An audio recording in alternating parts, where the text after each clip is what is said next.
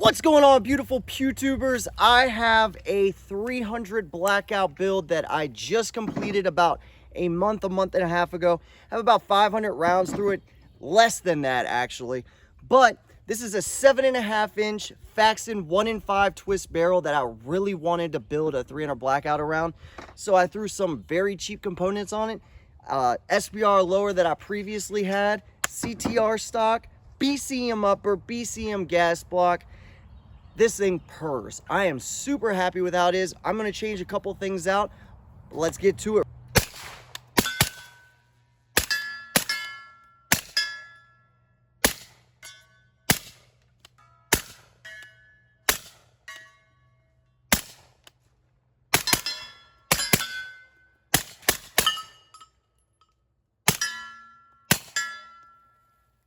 Beautiful shooter, I am telling you. Let's get into all of the ups and the downs after this.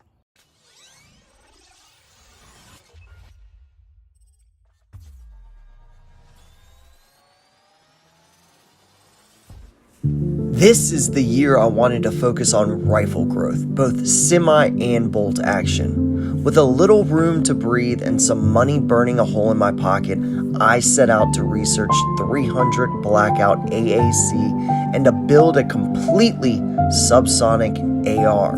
For me, a quiet cartridge worthy of home defense and very capable within 150 yards, 300 blackout was a no-brainer, especially seeing as I had most of the build sitting in boxes of spare parts around my house. We will not be diving into the ballistics of 300 blackout versus 5.56 in this video. I would refer to BrassFact's recently published video for that.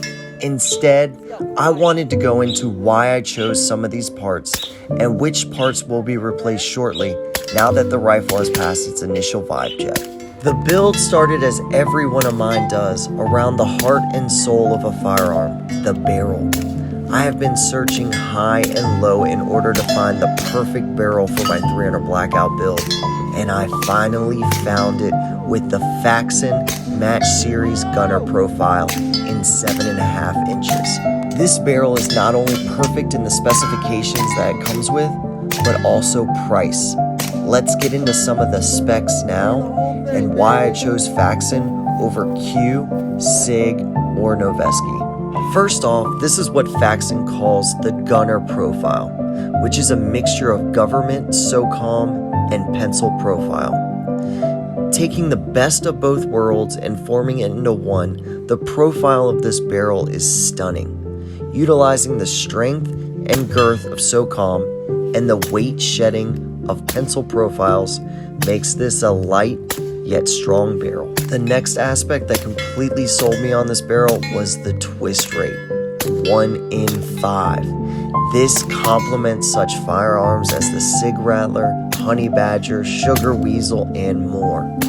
The faster twist rates allow barrels to increase projectile stabilization and terminal energy on target. Exactly what I wanted, and at a fraction of the price as its competitors. A couple of other things to note about this barrel is that they are fully stress relieved, air gauge tested, and have an 11-degree target crown to ensure superior accuracy. Faxon barrels are also made of 416R stainless steel, given a 5R rifling and a nickel Teflon barrel extension. To get my foot into the door of 300 blackout, this will do just fine until I find myself wanting an upgrade or burn the barrel out, whichever comes first.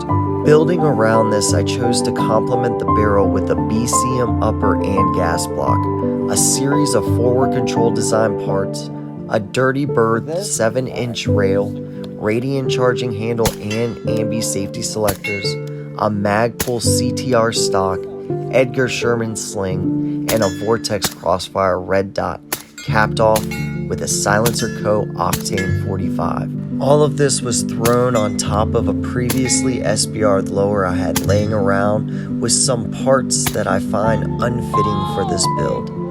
Now that I have some trigger time behind this, I have identified the weak points of the build and where I need to add some gear. Although the Vortex Crossfire isn't a horrible red dot for a range trip, I will be upgrading this to an aim point red dot in the near future. The Octane 45 is merely a placeholder until my cans are released from jail and I am in search of a decent and honestly 7-inch rail. The trigger is also a place of contention for me, as I threw a PSA trigger that came with my Jackal earlier this year. LaRue MBT 2S or Geisley is what I used in all of my rifles, so this will follow in the footsteps as well. With all of this and a flashlight, this build should be nearly completed. But how does she shoot? Well, if you couldn't tell by this B footage, this gun makes me happy. It makes it fun to shoot. It melts away all of my pain from purchasing the ammo and allows for quick shooting and extreme accuracy within 100 yards. Thankfully, AAC is doing a wonderful job with manufacturing ammo, as most of what she was fed was the 220 grain subsonic AAC rounds.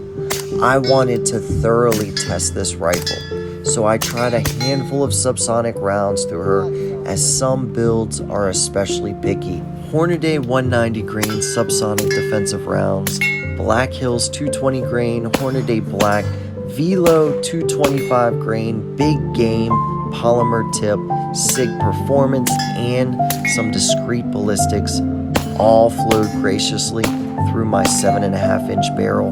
The only cartridge that had an issue was the Hornady VMAX style bullets that transformed my rifle into a bolt action.